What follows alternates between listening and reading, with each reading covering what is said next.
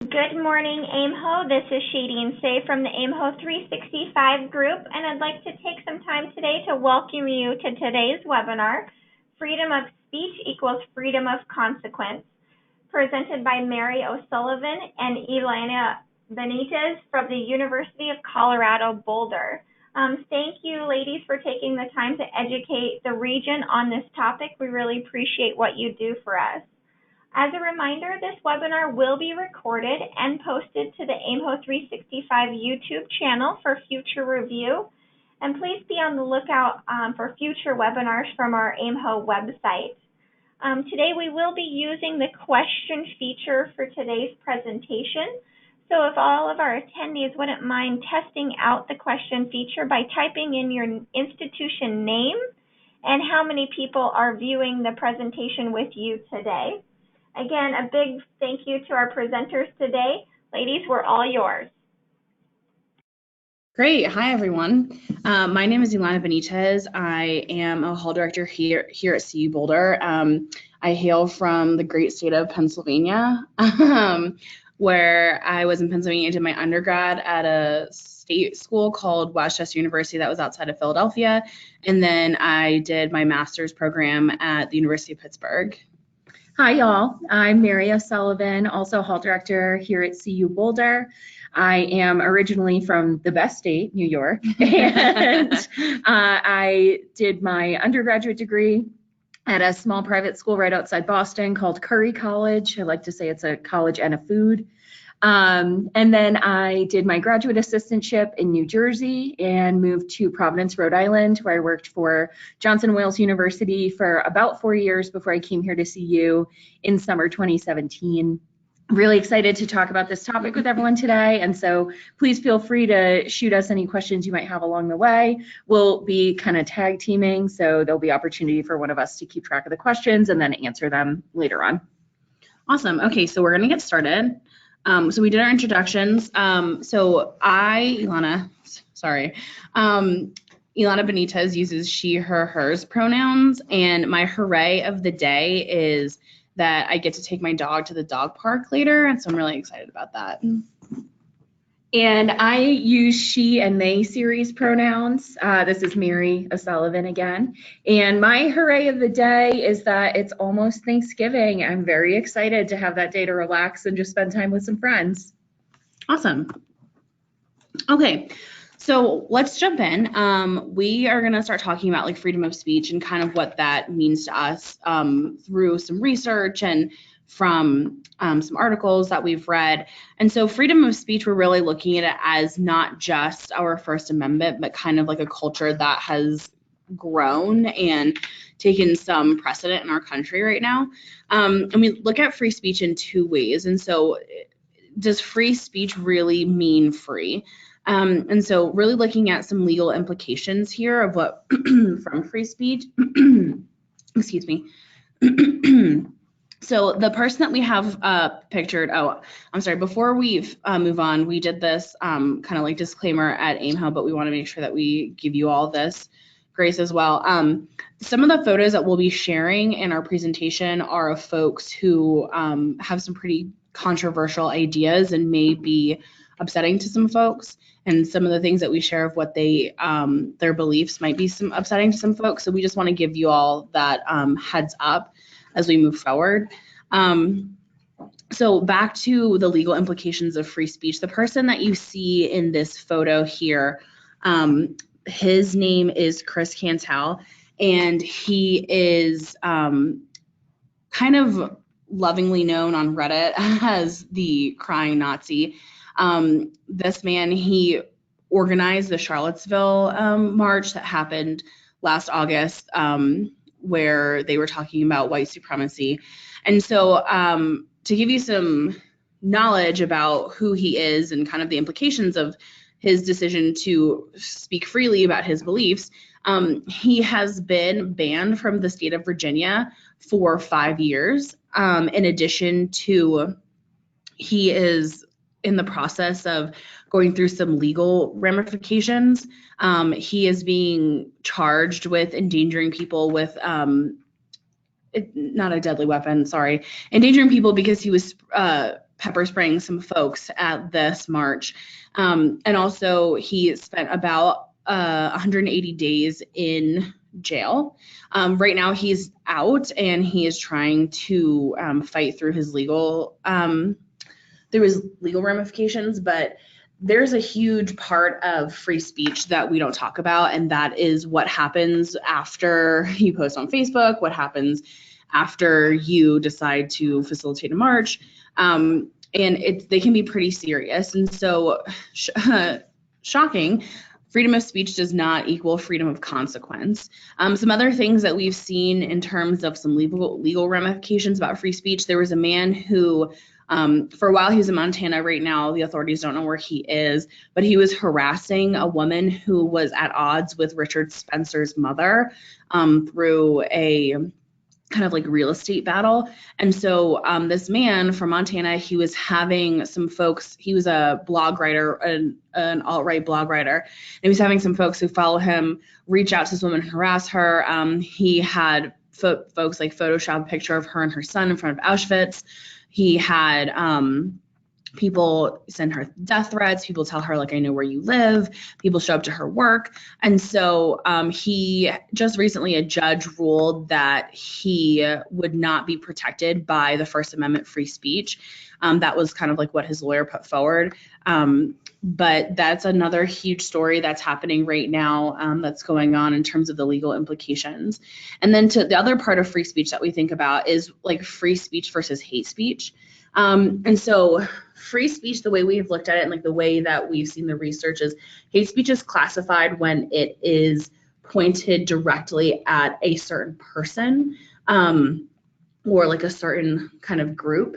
And so for example, if you have a student or you see someone who's wearing like a MAGA hat, and they say like, like I want to build that wall, that is like their right to free speech, versus like hate speech is if someone was pointing at someone using derogatory slurs, making threats to their life, to their livelihood. Those are the big differences we have found through research between free speech and hate speech.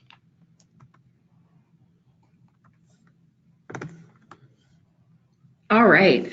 So we also wanted to talk a little bit about how this shows up for us in real time. And especially both of us being newer to CU Boulder, we have lived through some of these things occurring and been here on campus. And so I do want to give a caveat that these speakers that are named on the slide here, we consider to be controversial. And that is not necessarily in relation to our ideology versus their ideology or kind of their messaging, but is more because when these folks came onto campus or when these things came into the spotlight, there was a backlash. So Milo and Coulter coming to campus, there were some counter protests that happened that I'm going to talk about. And so as I am going through and naming these people as controversial, I want to explain that that's why we consider them controversial. So during my search process, one of the questions that I asked when I was interviewing with CU was, what is a risk that your campus has taken recently and how did that pay out? And the response that I got is that there was a group of students who were really vocal in wanting to bring speakers to campus. And so this group brought Milo Yiannopoulos to campus. And there was a huge backlash from our students on campus who maybe identify as more liberal or don't agree with the messaging that Milo shares, Milo's rhetoric. And so there was quite a lot of counter protesting happening across campus on the night that Milo was speaking. We also, on the same evening that Milo was speaking, by no design, it just happened to work out this way, had Laverne Cox, who is a famous trans actor and activist on campus, and there was no counter protesting for Laverne Cox's speech, just a lot of counter protesting for Milo. When we had Ann Coulter come on campus in March 2018, this actually held some weighty impact among my RA staff. A few of my RA staff had been in discussion with me about their desire to participate in this counter protest, even though we have our scheduled staff meeting time. It's set across campus that all of the RA staffs meet from 6 p.m. to 8 p.m. on a Wednesday night. And that's when Ann Coulter's speech was falling during that same time frame. I worked with my staff to kind of understand where they were coming from and why they wanted to go to this speech, and was able to make some exceptions to our typical staff meeting policy to allow them to participate in something that they felt was really important for them to do. And so with Milo's counter protesting that happened when Milo was on campus, there was not a lot of organization. There was a lot of confusion. There was a lot of back and forth about who was protesting what. There was a lot of different groups represented, and some who weren't even students or really had no affiliation with CU, but wanted to show up on campus and respond to what was going on. And a lot of the counter protests centered around the idea that Milo and folks sharing Milo's ideology and rhetoric should just not be allowed on our campus, and should not be people that are accepted here as speakers. CU Boulder really holds the mentality that we are supposed to really be as neutral as possible. And if students are requesting speakers, or students have folks that are role models in their community or people that they look up to, that as long as students want them to come, that they are welcome on campus. And we'll talk a little bit about CU Boulder's expression of free speech and academic engagement policy a little bit later. With Ann Coulter's protest, it was a lot more organized, the counter protesting that was happening. The students had learned some lessons from the counter protest with Milo, where there was just a lot of chaos and confusion. There was a lot of non-CU affiliated folks who were really going above and beyond in their counter protesting. There were some arrests, and the students who were organizing the counter protest for Ann Coulter really wanted to work against that. And so one of the things that they did was actually start to plan and organize well in advance. As soon as it was announced that Ann was coming to campus, the students created a bunch of shared Google Sheets and forms so that they could communicate about who was going to what and what they were going to do. And so instead of a loud and noisy and very boisterous counter protest, the students made a very concerted effort during the Ann Coulter protest to purchase tickets to the event, which were free of charge, but there is a registration system that CU uses. And so they purchased tickets to the event and took up several rows of seats. Oh, excuse me. In the front of the room. And so at one point during the beginning of Ann Coulter's speech, there was messaging that they really felt was xenophobic and transphobic, and a lot of things that they just really took issue with that she was saying. And so they stood up and silently left the room in protest. And from the conversations that I had with some of my staff members on either side of this protest / counter protest, it sounds like overall it was a much smoother process for the students involved. They knew what they were doing, and they had like a reason or something that they were working towards, which is just a peaceful protest to show that they don't agree with this ideology on campus. We do have a pretty active Turning Point USA group on campus that has brought Milo and Ann Coulter, and I expect to have future things coming up as well. They just recently had a speaker on campus a couple of months ago, or an event on campus. Were you there for that one? I was not there, but they brought Charlie Kirk, who is Turning Point USA's founder, and Candace Owens, who is one of their pundits. And so the last thing that we wanted to mention in this area is that at the Akuho I conference in Denver, July of this year, there was a speaker who was deemed pretty controversial. There was a lot of backlash to this gentleman, Christian Piccolini, and I won't go fully into all the details, but to give kind of the situation in a nutshell for folks, Christian Piccolini is a reformed white supremacist. He was very active in the alt-right movement, and he gained a lot of viral attention via the website Upworthy last year in some messaging that he has put out about how to most effectively engage with folks in the alt-right or with white supremacists by continuing to reach out, continuing to educate, and seeking to understand where they are coming from.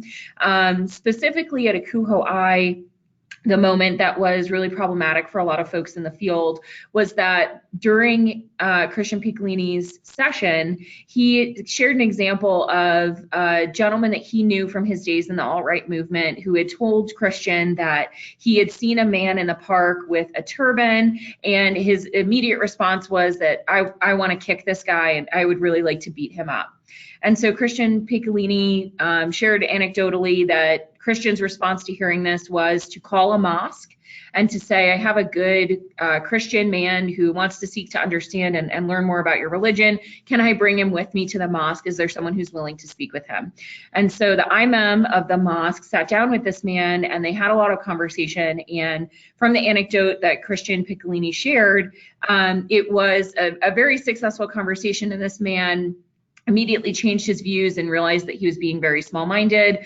And so kind of like rainbows and kittens, everything was great at the end of everything.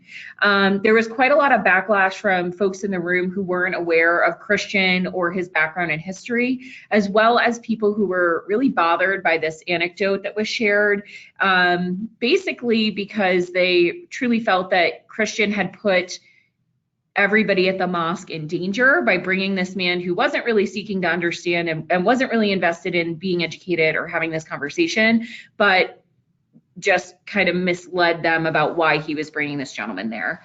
So all of these things kind of encapsulate, like, this is how freedom of speech and these questions around what is freedom of speech, what is hate speech, this is how this is showing up on our campus. And so a big part of Alana and I's beliefs is that it's not necessarily our job to persuade people, and Alana will delve into this a little bit more, but that we do need to put our own personal feelings aside and really be able to show up the best for all of our students, not just the ones who identify the same as we do in terms of ideology or politics.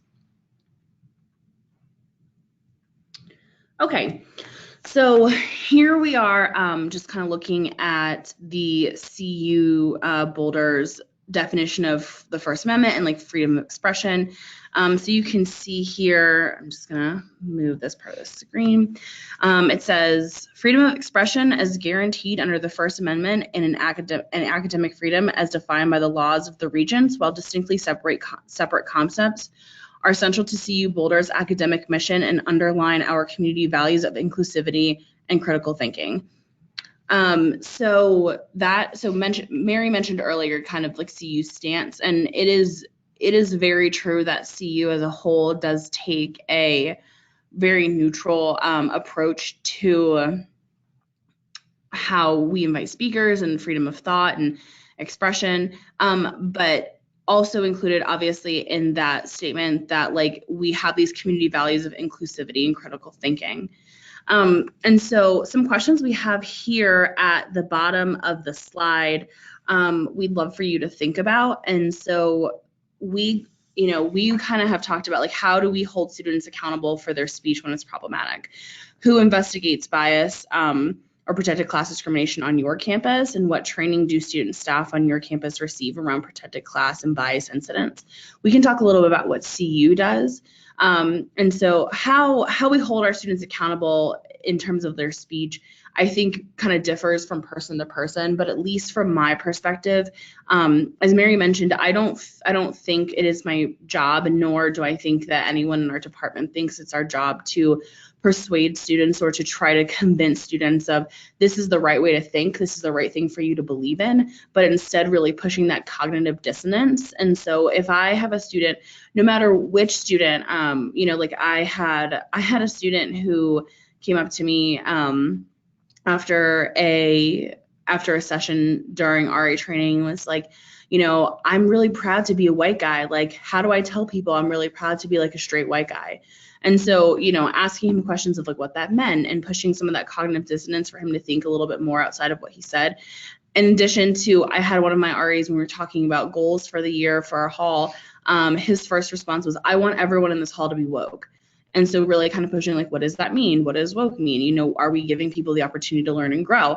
So I think for me, at least, when we talk about holding students accountable, it's really giving them the opportunity to learn from the question that they're asking. And, I would like to think that I'm smart and wonderful and know everything good in the world, but I don't have all the knowledge that is out there. So really also it's my job as an educator to be able to listen to students about where they're coming from and kind of meet them where they are. So that way I can have a better well-rounded understanding of maybe why they said those things. And it's not saying that I'm accepting it or that I think that it's appropriate, but being enough of an adult and being enough of a professional to say, like, while I don't agree with what you're saying, I can hear you and I can help to, ask some questions that might help you think a little bit more critically about this. Yeah.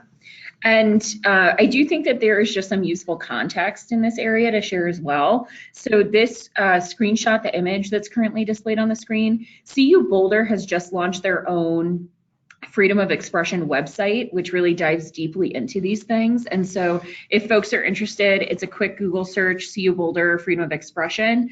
But there are a couple things that I think would just be useful for folks to know in terms of CU Boulder's background and history. And one of the main things that I thought would be interesting to share is that CU Boulder's 5th president, George Norlin, is pretty well heralded on campus here as an advocate for the rights of others. And so during the early 1900s, Colorado's Ku Klux Klan affiliated governor had threatened to take away all state funding from CU unless Norlin fired all Jewish and Catholic faculty that worked at the institution. Norlin decided that he would rather do without that support and continue to operate as planned, and did so for 1 year. So there was 1 year that CU operated without any state funding whatsoever. Norlin pretty much fundraised on his own to be able to make that happen because he was so entrenched in his belief that he was not going to be bullied by the Ku Klux Klan of Colorado.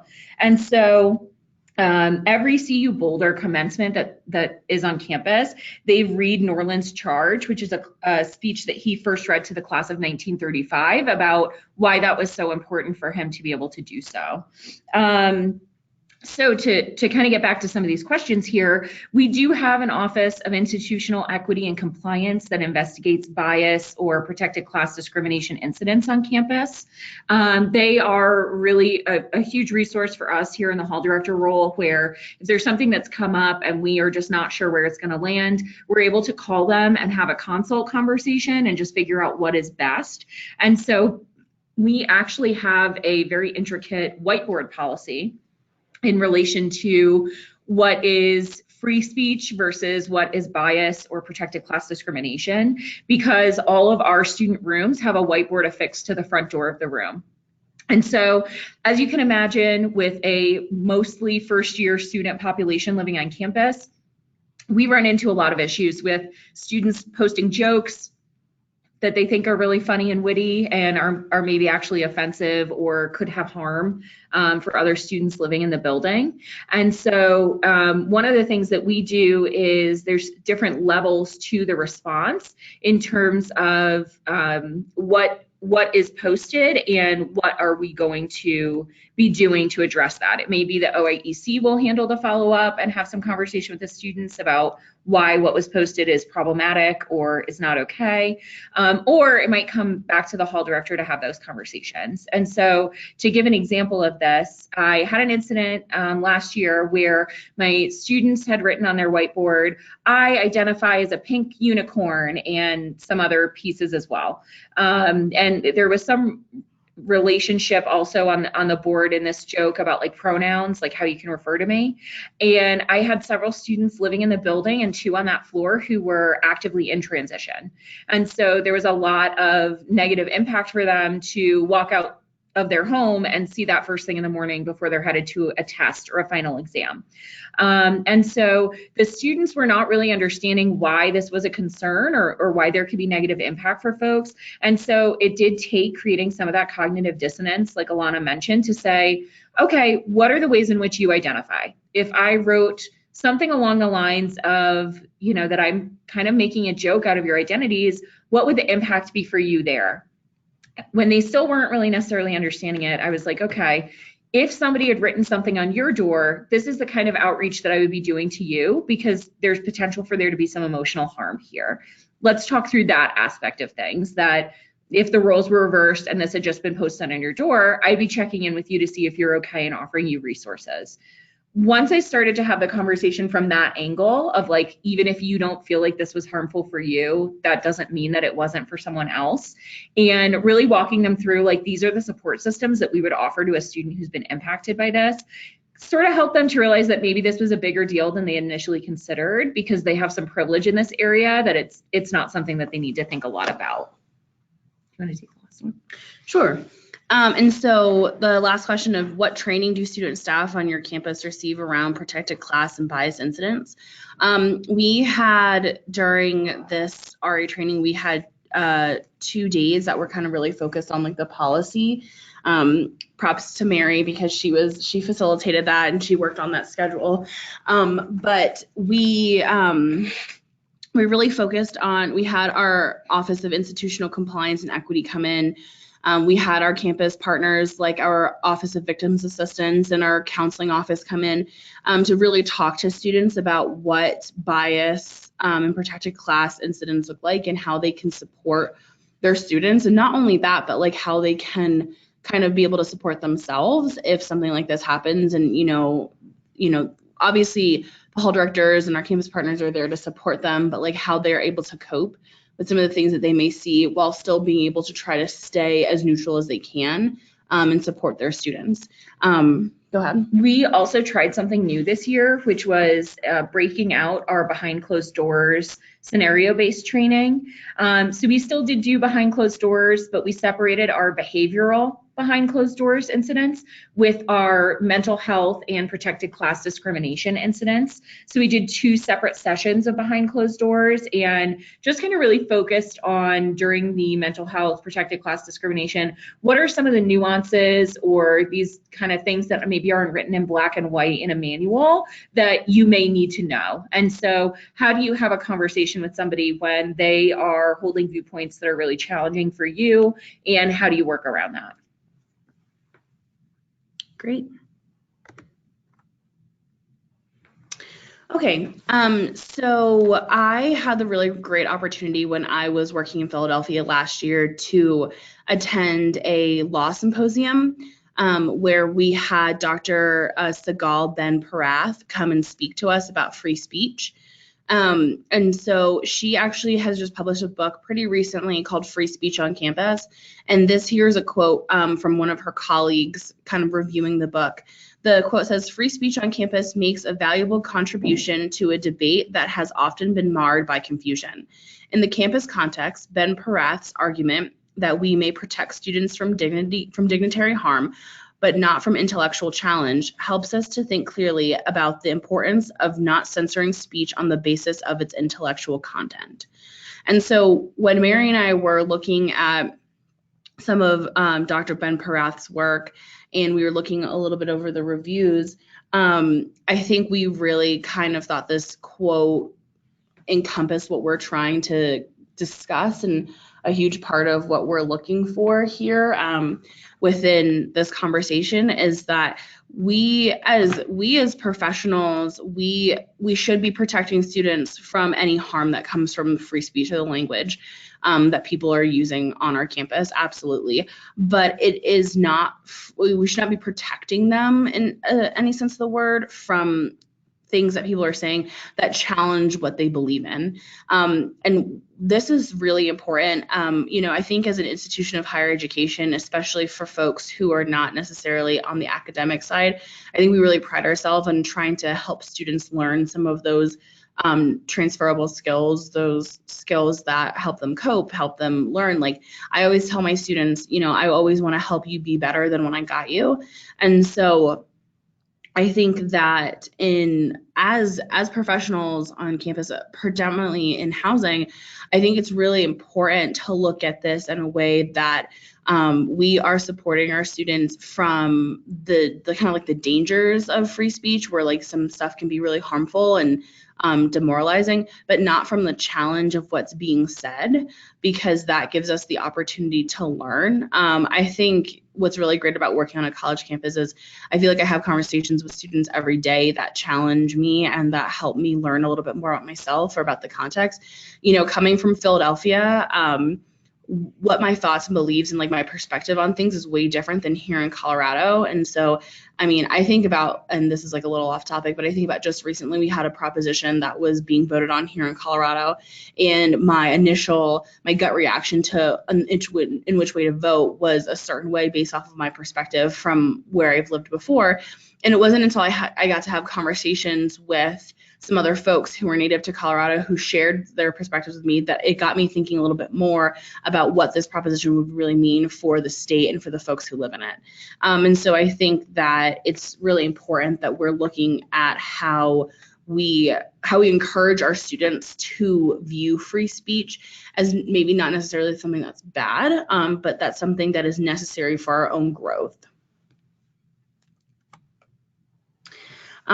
So when we talk about censorship, Mary and I decided to kind of touch base on something that we think is really interesting within our profession. And some of you who are listening may or may not be a part of these groups.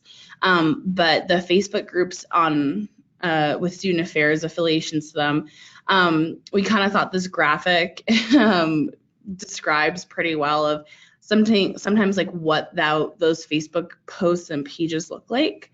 And so it was funny when we did this presentation at AIMHO, we were like, who people's names are sometimes, like, or you see people like, really going hard in the comments, and we had some people shake their heads and laugh. And so it's kind of good to feel affirmed that it's just not Mary and I being hypercritical of our colleagues at different institutions, but that other folks do see this as something that as a profession we need to be a little bit more cognizant of. Yeah, and one of the things that we talked about at AIMHO itself was there have kind of been some trends that we have noticed in the Facebook pages where if people are not really responding well to criticism that they've received, or if there is like a deletion of comments where folks have put a lot of labor into trying to educate, there have been a few times that folks have self-reported that they have been screenshot, and those screenshots have been sent to their higher ups at their departments, at their home institutions. And so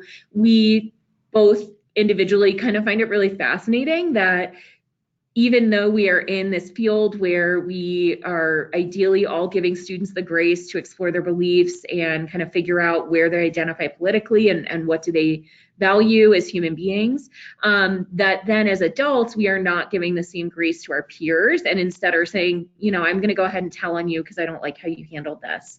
So just some food for thought. And if you would like to talk further about the Facebook pages in general or things that you'd observed, we would love to have that conversation as well when we have time at the end for questions.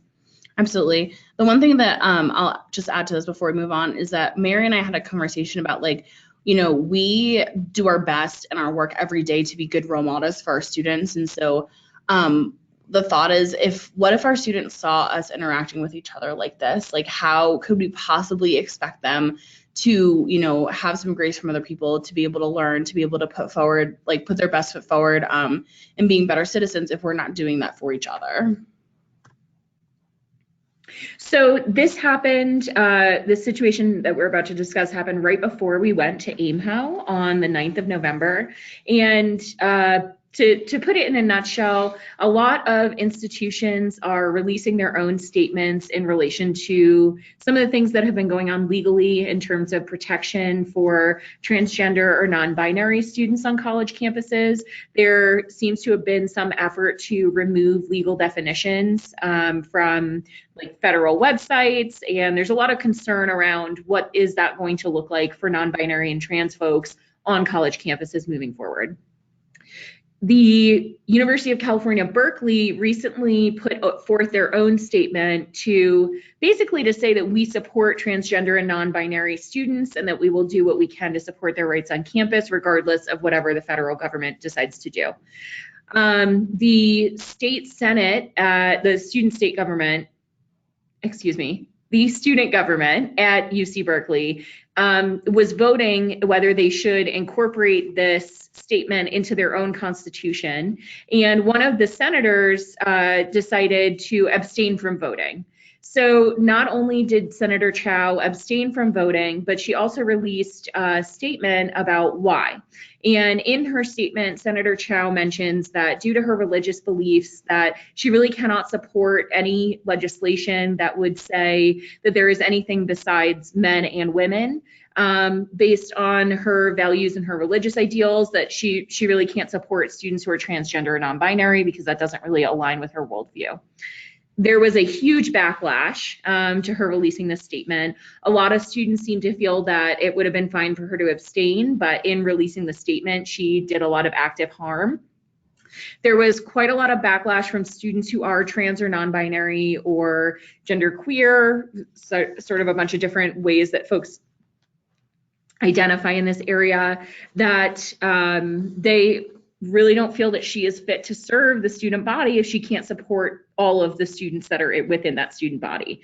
And so a petition was released, and in about 24 hours, there was over 1,000 signatures demanding that she resign from student government. And so I found this really fascinating because just as this student had the right to abstain from voting and release a statement to explain why, the other students had the opportunity to go to a 2 or 3 hour associated student government meeting and have open floor to explain that even though Senator Chao may not think that her statements were bigoted, that they did. And so a lot of students got up and made statements about why they feel that she should resign, why they find her viewpoints to be problematic, why maybe she should have just abstained from the vote and not shared her opinion. And so just as this student had the right to share her opinion, the students that she serves within student government had the same right to do so. So moving into the end of our presentation here, we do have a couple of case studies. And so at AIMHO itself, we had our group of participants in the audience kind of get together and discuss these two issues and talk about how they would handle it. We can leave this up for a few minutes, although I don't think we'll have as much discussion as we did at AIMHO itself. And I think now would probably be a good time as well if y'all have any questions for us to answer, that we could go ahead and do so.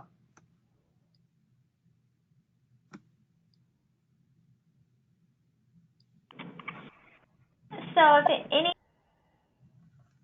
question feature on the right side of your screen to type in any questions you have for our presenters today, we will address them. So we'll give you guys a few moments to think of your questions and type them in.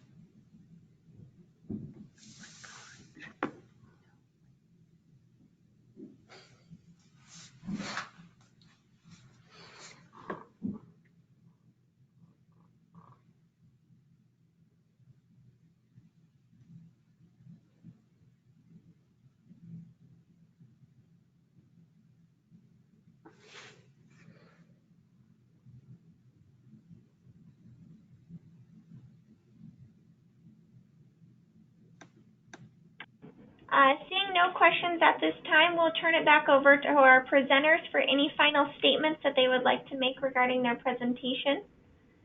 Mary or Alana, do you have anything additional to add at this time?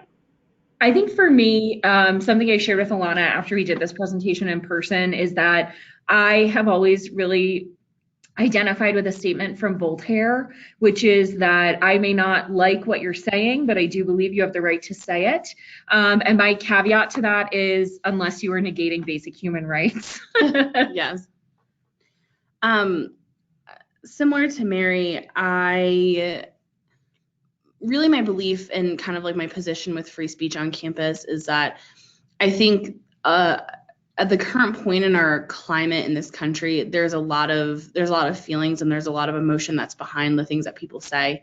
And as someone who can subscribe to those feelings, many times when I hear things going on, I also think that it's really important that we remember that no matter if you believe in or you value the things that your students are saying, or that they hold values, that it's our job to support our students no matter who they are. And as hard as that may be, I think that if we can like find that empathy within ourselves to be able to try to connect with our students, even if we disagree with them, that we are teaching some really valuable lessons about how we find it important to interact and how to connect with people. That is not me saying at all, like, if someone says something that's really offensive or that's really discriminatory, that you're like, you know what, I don't care that you said that. I'm still going to take you to get lunch.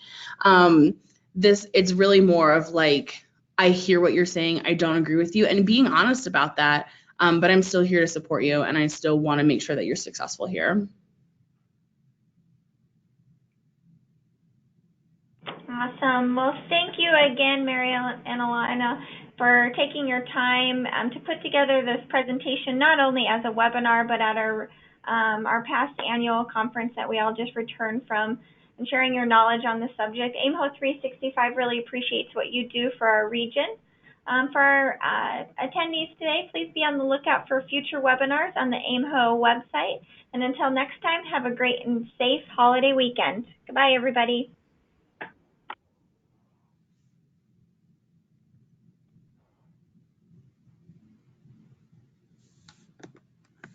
Okay.